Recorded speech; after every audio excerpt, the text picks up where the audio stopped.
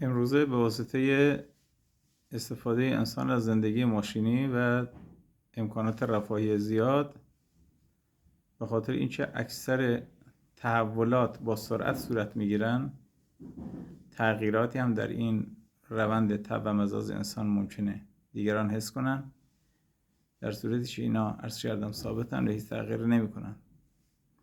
گرچه خوشبختانه به واسطه پیشرفت‌های علمی امروز الان اکثر بیماری ها را می شود درمان کرد، ولی در بحث طب سنتی اساس بر پیشگیری است.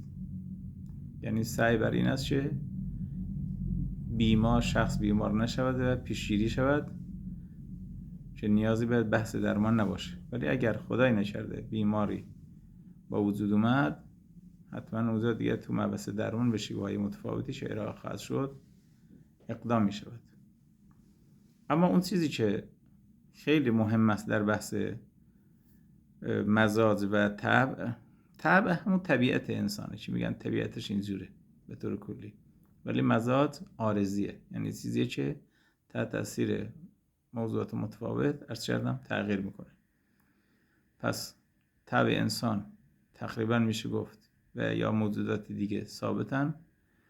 البته این ثابت بودن معناش نیست که طبع همه انسان ها مساویه، نه، یکی طبعش سرده، یکی گرمه، یکی هم معتدله.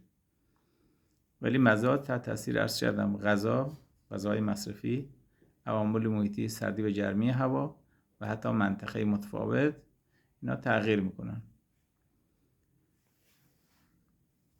حالا برای این که ما بتونیم شناخت بیشتری نسبت به طبع و مزاج خودمون پیدا کنیم، چگونه بشناسیم که طبع ما سرد یا گرمه؟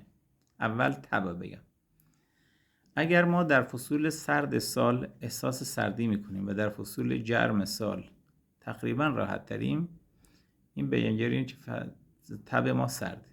اما اگر در فصول گرم سال احساس گرمی میکنیم و در فصول سرد راحت تریم، طبع ما گرمه.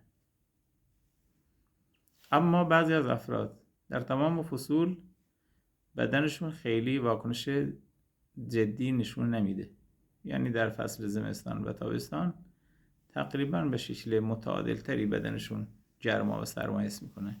اینا جز اون اعتدال مزاج ها هستن یا کسانی که طبعشون معتدله.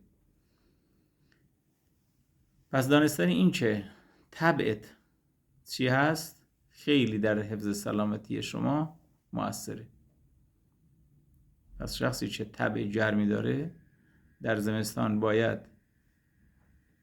تابستان باید مواظب گرمای بیشتر بدنش باشه، غذاهای گرم نخوره، جای خیلی گرم قرار نگیره، حرارت بیش از حد بدنش وارد نشه. یا فردی که مزاج سردی داره در زمستان باید بیشتر مواظب باشه که سرما برش حاکم نشه. چون اینا به شدت بر جسم انسان اثر میذاره و اگر حد اعتدال، یعنی اون تعادل بیوشیمی خون بر اثر گرما و سرمای زیاد تغییر کنه، شخص دچار عارضه بیماری میشه. و تا زمانی که این تعادل شیمیایی خون ثابت بمونه و تغییر نکنه، انسان دچار بیماری نمیشه.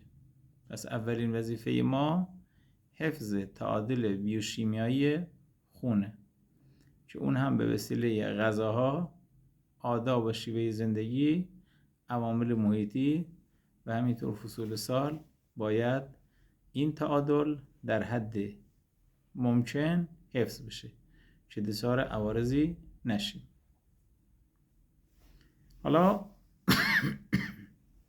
برای اینکه ما بتونیم این سلامتی رو حفظ کنیم، لازمش اینه که هرچه بیشتر طبع و مزاج خودمون رو بشناسیم و مواظب حفظ سلامتیمون باشیم.